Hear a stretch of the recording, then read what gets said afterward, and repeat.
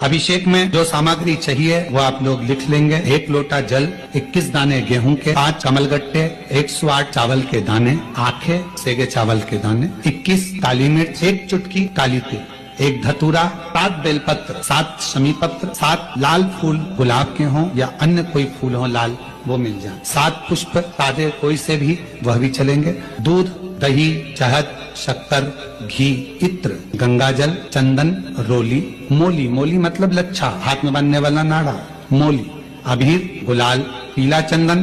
कपूर, गोल सुपारी, 3 गोरा गणेश बनाने के लिए, 1 संकल्प छोड़ने के लिए, 2 दीपक प्रज्वलित कर कर रख लेना और दूसरे दिया आरती उतारने के लिए, 2 दीपक घी के, जनेऊ 2, 1 गणेश जी के लिए, 1 शिव जी के लिए, लौंग, इलायची, पान के पत्ते, मिट्टी का पार्थिव शिवलिंग पहले से बनाकर तैयार रखना। अभिषेक में जो